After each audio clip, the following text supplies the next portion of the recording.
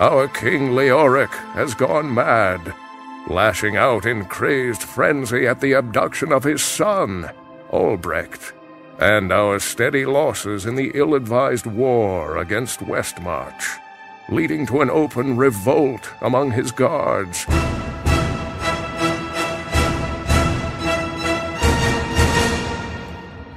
Everybody needs a Deckard Cain in their game.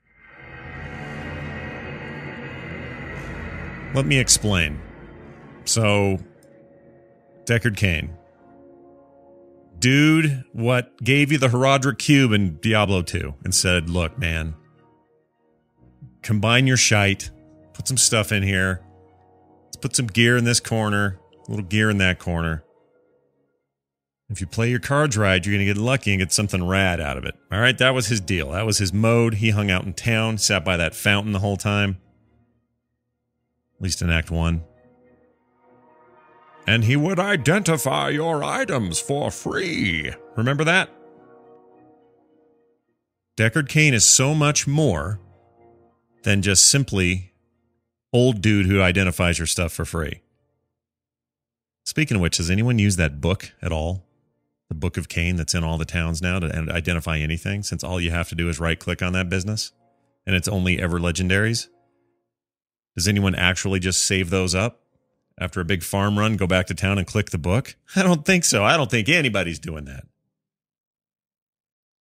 That's not my point. Deckard Cain is really important to the greater scheme and the greater lore that exists in the Diablo universe.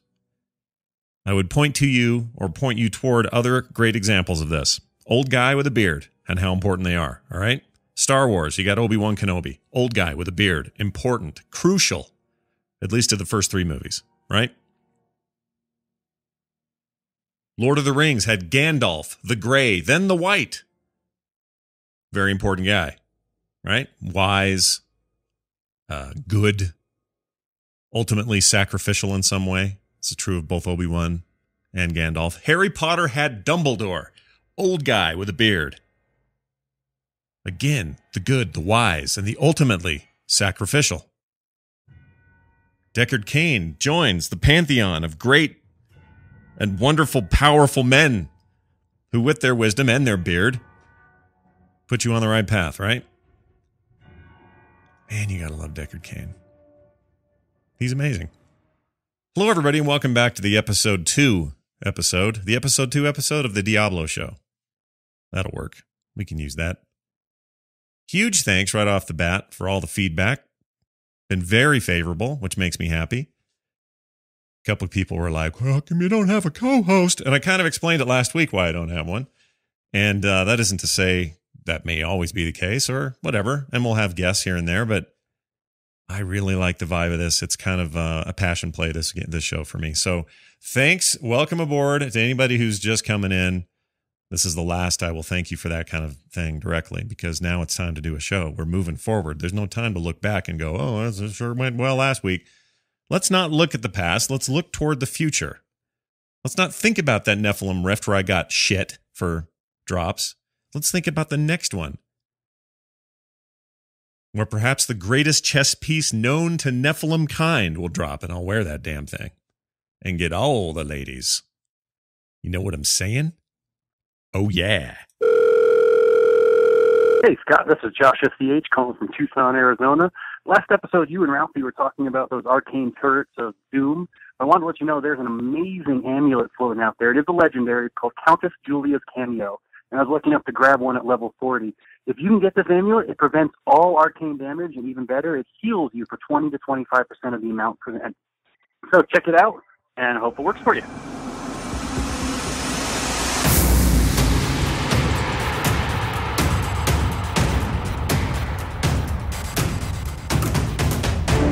All right.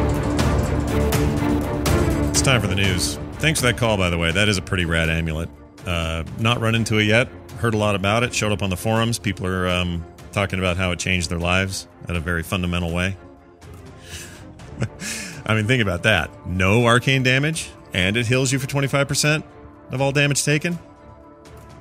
Will you ever need another amulet again in your entire life? I don't think so. Let's get to the news, all right? There's some stuff going on I wanted to talk about. Some of this is news. Some of this is discovery stuff I found during the week that I think is pretty rad. I'll start with this really great list of guaranteed locations for resplendent chest spawns. This was posted on the a couple of forum locations. I saw it specifically in the Diablo fans forums. And it's pretty cool. Vizizu is the dude who posted it. And I don't know much about him other than he is listed as an advanced member of the forum. So take that for what you will.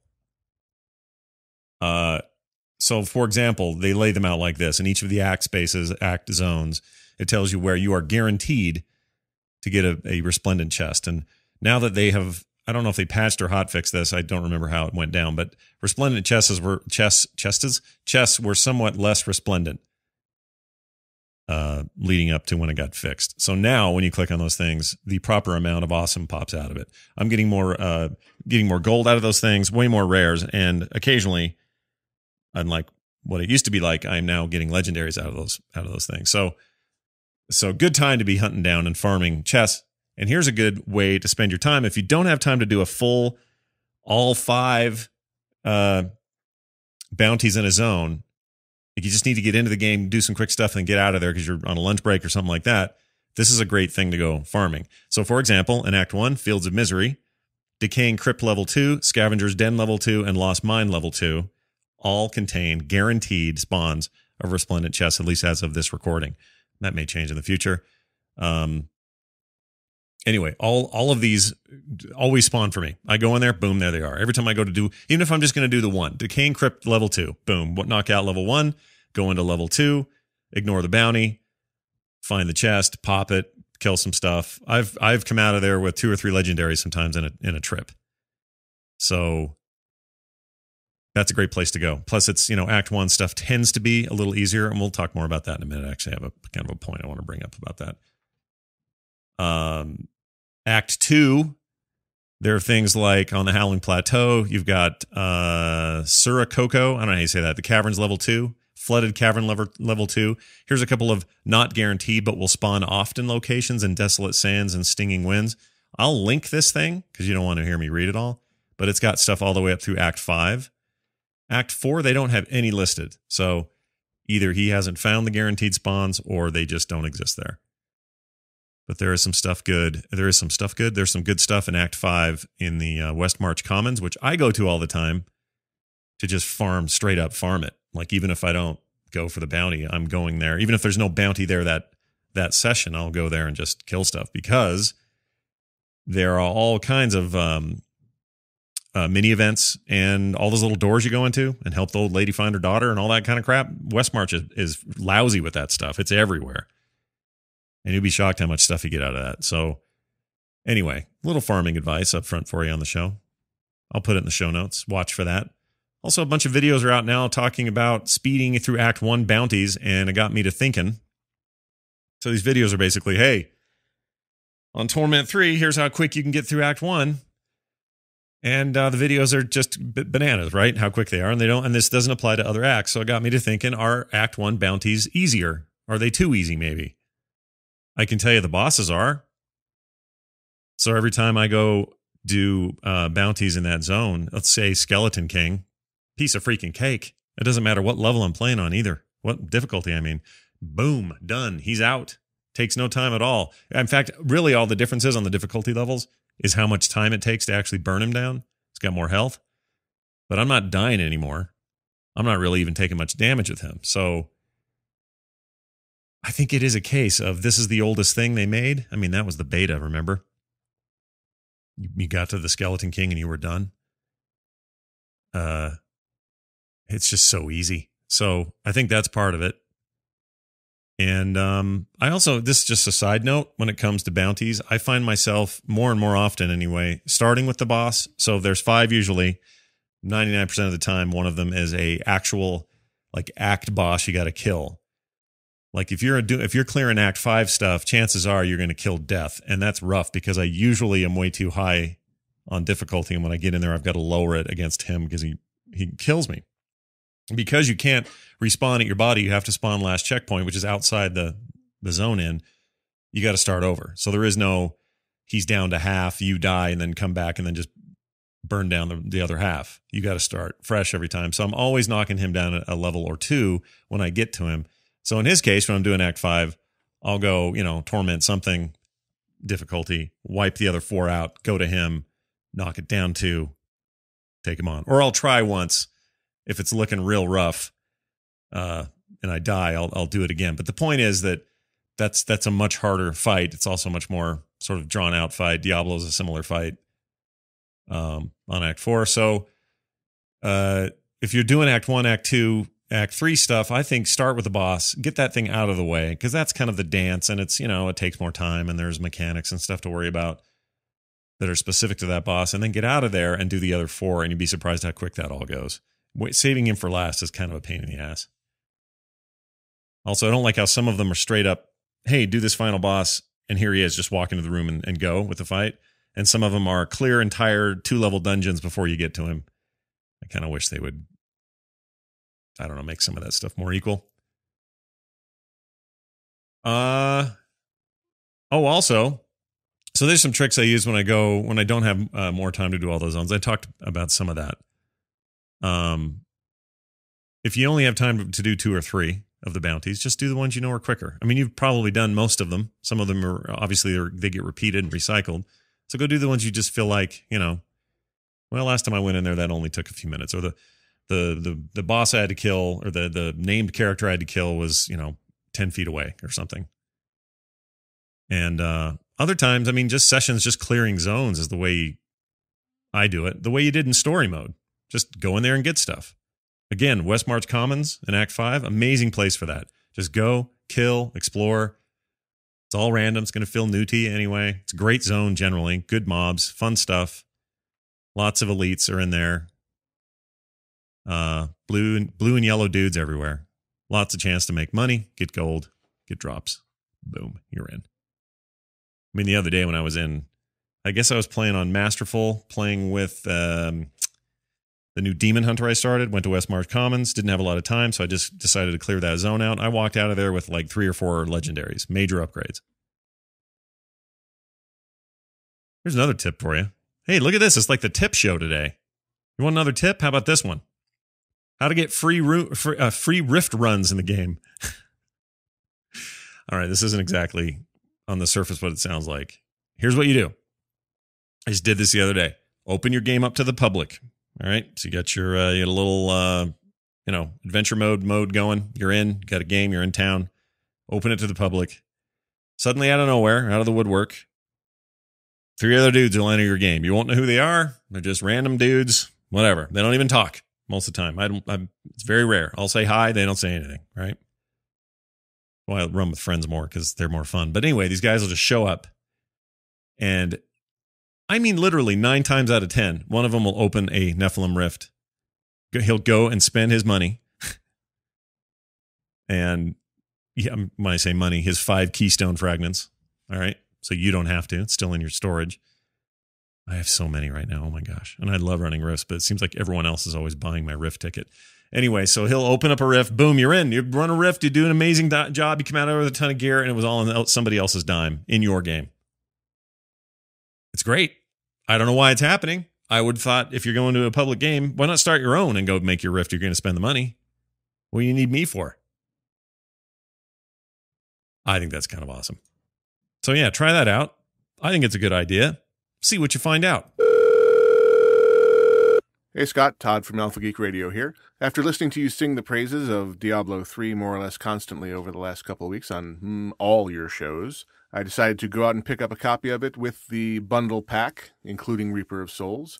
Fired it up last night, and all of a sudden it was 11:30 at night. Yeah, I blame you for this. So my question for you is, do you think I should begin grouping with people immediately, or if I should play through the solo campaign in its entirety first to get to know the game and then try out the grouping thing? Good luck with the new show. Loving it so far. And I'm out of here. Hello, Todd. I absolutely think that this is my opinion. Some may differ on this. I don't want to be, I know that some people, when they buy, let's say, a new Call of Duty game, they don't even touch that campaign. They go straight to the multiplayer, and that's all they care about for the entire lifetime of their ownership of that disc, right? That's normal. We expect that. We know that happens. I am not that guy in Call of Duty or most games. If there's a campaign, I want to see that thing first. A ton of great craft and thinking and storytelling and art and sound and music and stuff goes into that experience, and I'm big on all that. So I always play campaigns in games. Now, when it comes to Diablo 3, I'm even more so on this side, and I think that probably more players are generally, partly because you have to, with Reaper of Souls, now part of the overall package, you have to do this to unlock adventure mode, which is in essence the way you unlock your new way of leveling new characters, trying new classes, trying new builds, running rifts, doing what is quote unquote end game in this game. So there's almost a requirement now to finish it in story mode.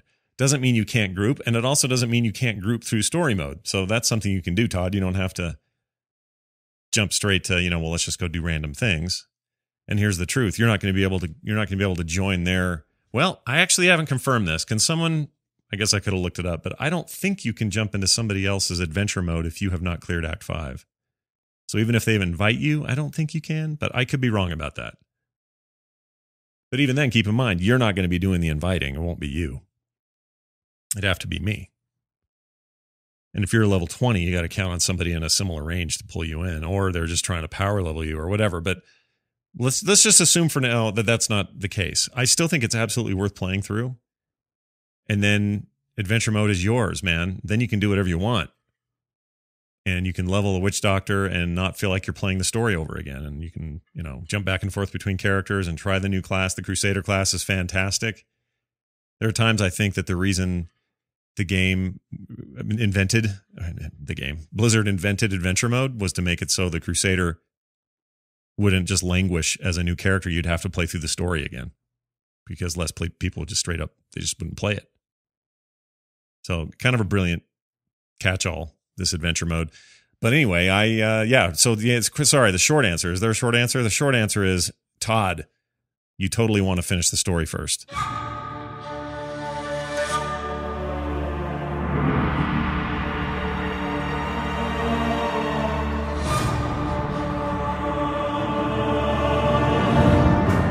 All right, I have exciting news. I may have mentioned it briefly last week, and if I did, great, because it bears repeating, because you benefit directly from me repeating this. Blizzard is sending us a custom skate deck, Diablo 3 themed skate deck. Big old Diablo's mug on there, the primeval himself going, "Urgh." And it's a skate deck for a skateboard, right? Kids are still skating. Even if you don't skate, hang this on your wall, man. Anyway, we're going to give this away. I'm not going to keep it like I want to. Oh, did I mention the entire Team 3? The Diablo team will sign it, is signing it, like this week. So when it ships to me, probably next week, which means by episode 3, we may have the contest in full bore, you could win your very own Diablo-themed skate deck. One of a kind, never going to sell them on the store. Well, I guess never say never, but doesn't appear they're going to. It's a pretty rad deal. So come on back for that, won't you? And we'll talk more about it next week. That's the big contest with the skate deck coming from Blizzard right here to the Diablo Show.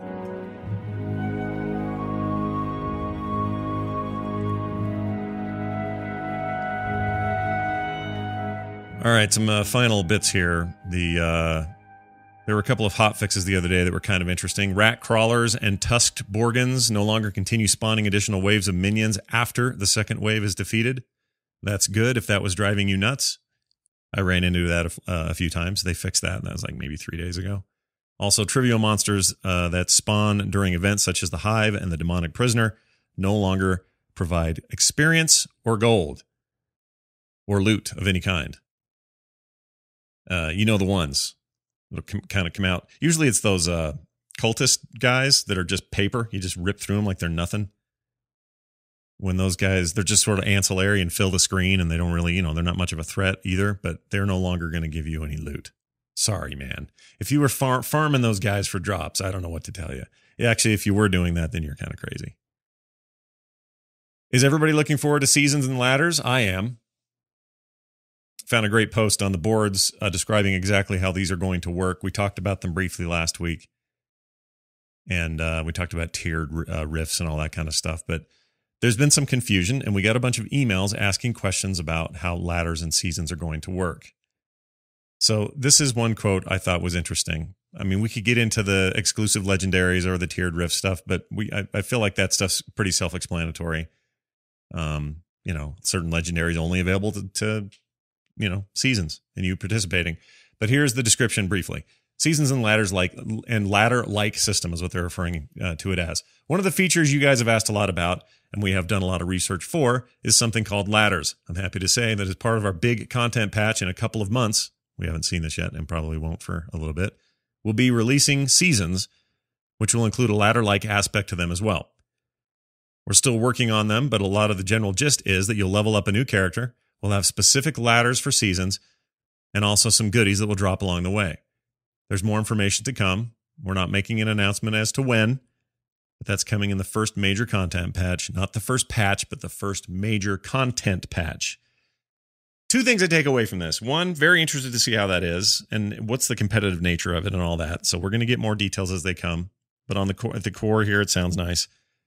But the other thing is, I like it when Team 3 talks about content patches and has a roadmap for future content patches. For a game that doesn't cost you money per month to play, the idea that I can do more in Diablo moving forward is exciting. Unlike Diablo 2, which just sort of had an expansion and you were done. Or even Brood War for StarCraft, that was it. You just played what you got. But we're going to continually get content. Call it DLC, call it whatever you want. I would even be willing, I don't know if they have this in their plans or not, but if they're going to do big major content patches that they want to charge for, I'm down with that too. $10 DLC? New stuff to play in the game? Bring it. They haven't indicated any of that. That's just a prediction on my part. So we'll see. Also, they're working on a vote/kick feature in the game. It's already in there, but they're looking at changing that in a big way, how it kind of cools down, what those negative effects are and how long they last on the player being kicked, how and when, private games versus public games. That's good. That's coming up soon. And then finally, I want to point you guys to Zip's Unholy Monk build on the brand new Theorycraft Thursday. They're going to start doing this on, I assume it's going to be every Thursday. They kind of said as much, but seems like a lot of work. But anyway, whatever. It's on the official site. This is Zip's Unholy Monk build. They kind of go into the theory behind all the choices. Secondary, primary skills, defensive abilities, blah, blah, blah. And I'm pretty stoked about just this in general, that they're going to do this. So we're going to get some sweet build advice from Blizzard coming on up. Doesn't that sound good? I'm excited. All right, let's talk about Wizards.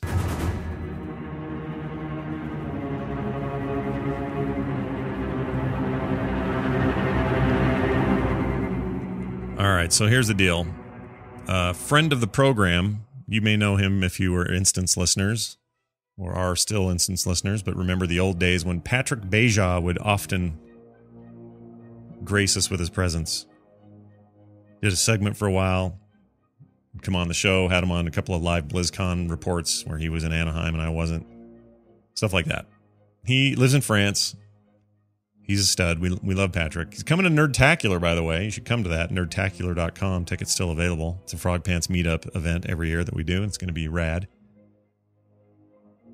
At any rate, Patrick is also an employee of Blizzard. I should mention that, which is why he is not physically on here with me talking about his build, because they won't let him. There are laws and bylaws at Blizzard about who can say what if you are working at Blizzard and somebody wants you to come on a show and talk about your stuff or something. So not really an option for Patrick. Anyway, he does an amazing job there, and it's always fun to see him at BlizzCon and see him work, and he's great. He wears a scarf, which is a little bit weird, but anyway.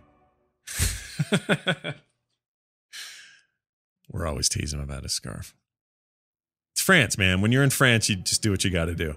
Anyway, so he told me yesterday, as part of another show, which he was on, that wasn't video game related, so he was allowed. We talked about his build, off air, of course, for his wizard. And it's a fairly popular build with a couple of twists, and it kind of impressed me. Also, he has way expensive gems and everything, which also impressed me. He's money bags, I guess. More gold than I have. I'm kind of hurting on gold. So here's what he sent me. Basically, his calculated build and his character profile. Both of which I'm bringing up now. I thought I had them up already. Here we go. So in the skill calculator available on the official site, here's how the breakdown works. And if you're a wizard, you're going to love this. If you don't like wizards, I don't know, skip this part, I guess. I'm not going to take that much time.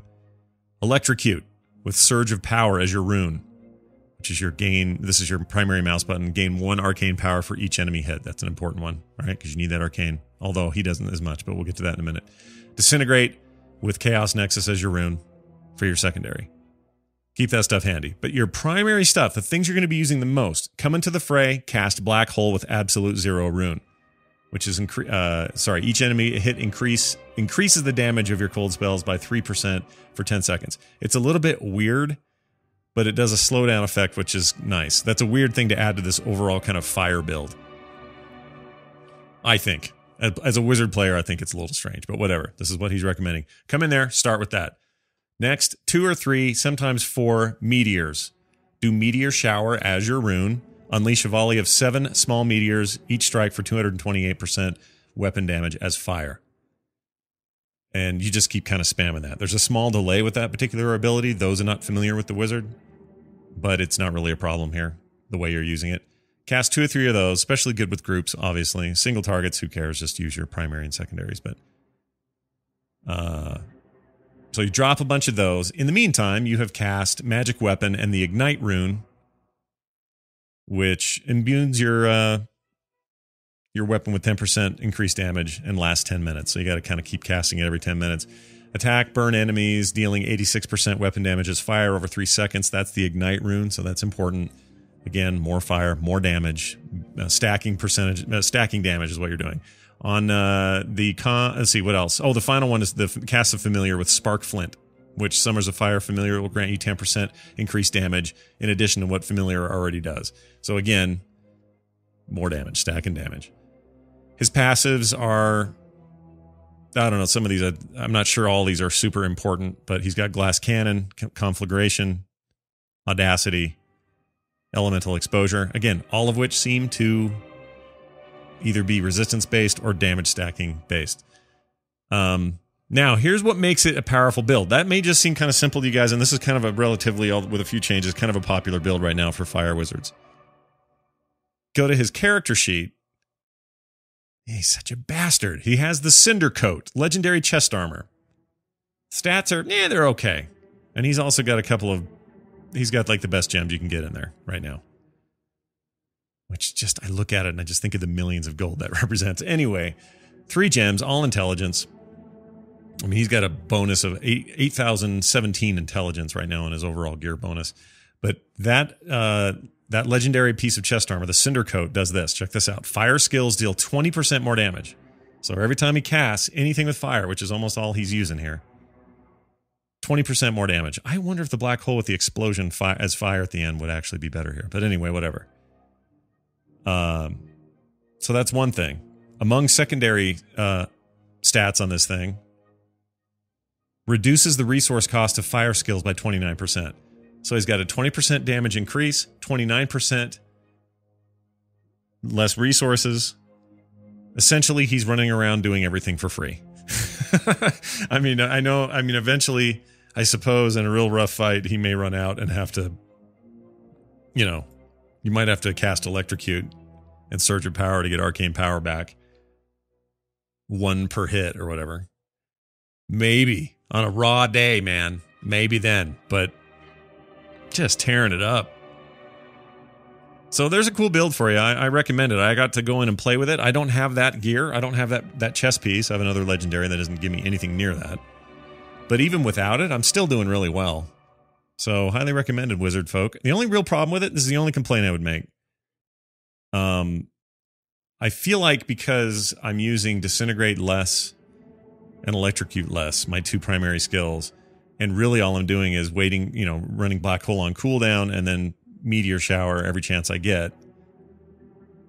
It's like a 3-button game now. Do you see what I mean? Because familiar, you cast it once and just let that dude float. There's no reason to recast that. A magic weapon, you don't do anything. It's a buff, so you're only casting it every 10 minutes. So it's kind of, I could see how you might get bored over time with just the rotation. If I had any kind of complaint to make. And, mix this thing up. Tell us what you do different. Let us know what changes for you when you play this build. How you tweak it out. And we'll talk more about it, all right? All right, let's get to some calls and emails. We already played calls today. Those happened in the middle of the show, so I'm going to read these emails real quick. My question is related. Let's see, who's Stark Mad. Tyler G is his name. Stark Mad is his character name. My question for you is related to bind on account items. One of my favorite memories of Diablo 2 was trading SOJs and the like with my friends. Currently in Diablo 3, trading is heavily restricted. I can understand why it's in place to cut down on third-party sites that could potentially arise, especially with the removal of the auction house. However, I wanted to get your thoughts as I think a robust and healthy trading community is ultimately what gave D3, or I think he means D2, its longest life. I look forward to meeting you and the FROGPANTS producers at Nerdtacular. Someone just texted me during the show. Turning that off now. Okay, well, I'll see you at Nerdtacular, dude. That'd be great. Good to shake your hand. So here's the dealio on that. Diablo 2's life was not, I don't think, helped or extended. Well, maybe it was extended some, but it certainly wasn't helped by the hacking community and the third-party sites that were making you pay real money for stuff and pre-built characters and all that. When Blizzard announced the auction house, the original intent of that thing was twofold. It was to give this new way to get items in the game, and secondly, by providing a real money auction house, it was to stop the third-party stuff from happening, right? And that way Blizzard got that money, but it also just kind of cleaned things up. It was a safer environment for your credit card and for your sanity and whatever. So, and that would turn out to hurt the game in other ways, which we've talked about before and certainly probably we'll talk about again. So the auction house ultimately wasn't a great thing, but the fact that the game's on all the time, you're online all the time, connected to servers, I feel like that's enough to kill the problem. So this whole, third-party thing is not really an issue now. As far as a robust trading system in the game, it's really the same as it was. What was different about Diablo 2 in terms of trading, other than the third-party stuff? Because once again, you had to meet up with your dude, and he would say, oh, hey, I got a whatever here. You want it? A crossbow you could probably use. Whoop, throws it on the ground. You pick it up. Now it's yours. None of that has changed. You can still do all that. All sorts of transmog now. So if you want to transmog an item that somebody just picked up out of a run, he can drop it on the ground, you pick it up, then you give it back to him. But automatically, you've now got a new transmog to use when you talk to the enchanter lady. So I don't know that it needs more than that. Maybe that's what you're arguing, but it's not like it has less than D2 did, because Diablo 2 is the same. Pull it out, throw it on the ground. Could they do a more, community-based thing, or maybe between friends and have some sort of trade system that just needed you to accept it, that could happen remotely? You don't have to be on the same game space to do it. I think that'd be all right. That'd be cool. But I really don't feel like it's like there's no step back here. The auction house, you could argue, is a step back, but certainly the way you trade items now is probably just fine. So anyway, thanks for the email, but I think we're good, man. I think we're good. Josh wrote in, says, hey, Scott, as much as I'm digging the Reaper of Souls update, do you think that the next expansion will include some better endgame content?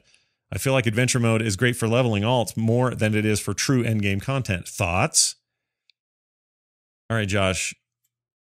I agree with you that adventure mode on just the surface of it is great for leveling alts. Yes, that's one of its great features. But I also think there's a lot of hidden stuff going on. Ran some stuff with buddies the other night. I couldn't even tell you where we got it or how we knew to go there. But some weird thing, go into town, go into a certain place. They cast a portal. We went in there, had to fight 2 bosses at the same time. They took us forever. Everyone died 3 times. Totally hard. I got half of this totem thing that when combined with another one, I get some epic legendary ring, and it's the only way to get it. And I didn't research too much about where we were or how I was going to get that ring yet. It's part of the reason I love this game is because I am slowly peeling away the layers of the onion that exist in here. But that stuff is all over the place.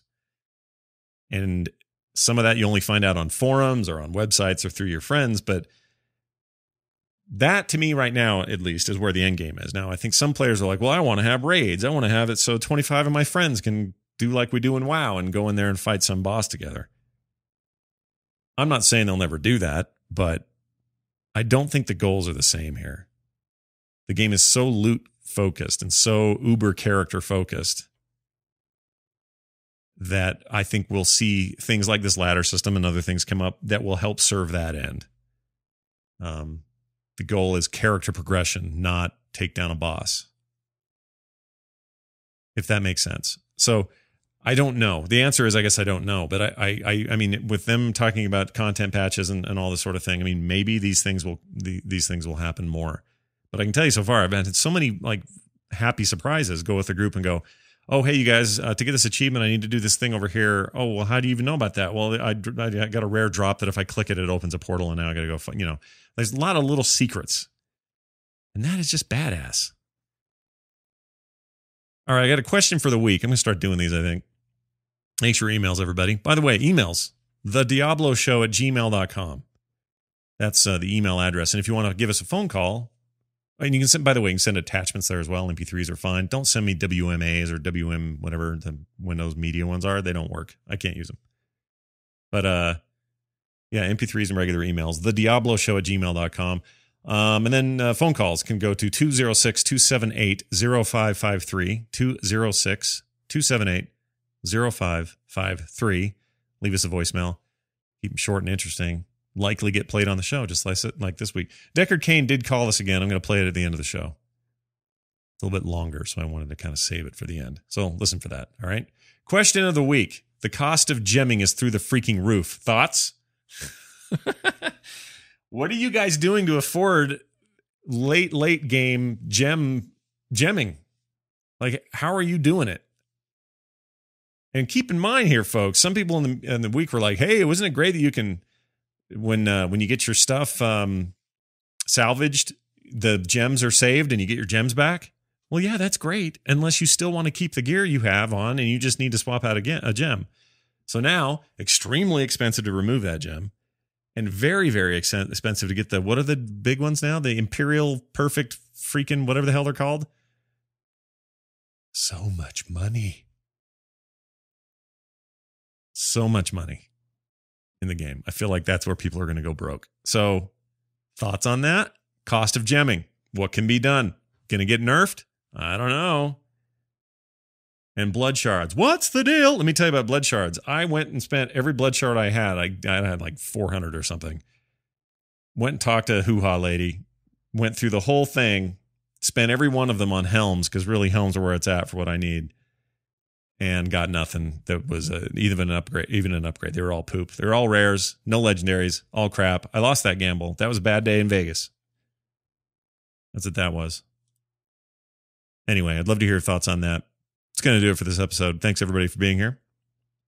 This is the normal length or so of these shows. Sometimes when there's a guest on, we might go a little longer. But this should give you a good indication of what you can expect each week. I love Diablo 3, Reaper of Souls. Have I mentioned that? I really love it, and I'm glad you guys do too. And I'm glad we're here together on this goofball journey on the podcast. I'm glad I can stutter through my heartfelt thoughts there. Glad I could mess those up. That's going to do it. Oh, don't forget, you can support the show. People asking other ways to support it. You guys, is there a Kickstarter or a Patreon? No, none of that.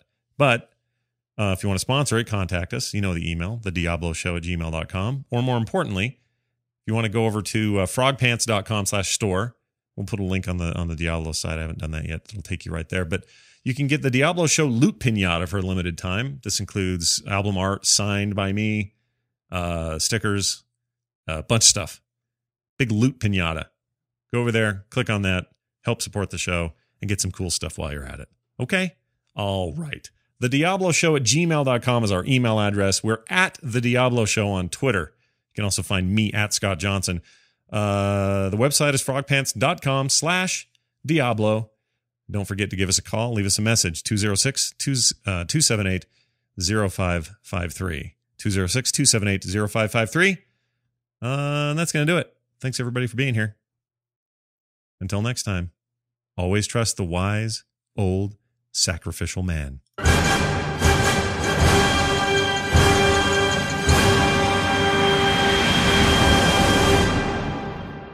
Hello, friends. It is I, Deckard Cain. I've had many people ask me since last week how I was able to call in to the Diablo Show and leave my message. The answer is simple. After I faked my own death, I escaped Sanctuary through a treasure goblin portal, and I've discovered many new universes and worlds. I've also discovered cellular phones. This technology is fantastic. It allows us to communicate much more effectively than talking paper. The talking paper is nice, but you have to leave it laying around in a dungeon and hope the people you want to hear it find it. Well, it does have some drawbacks. Unfortunately, now that I have a cell phone, my mother won't stop calling me.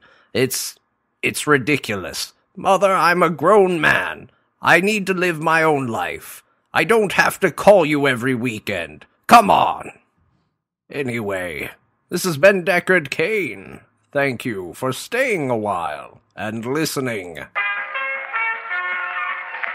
podcast is part of the FROGPANTS Studios Network. For more information about this and other shows, visit frogpants.com.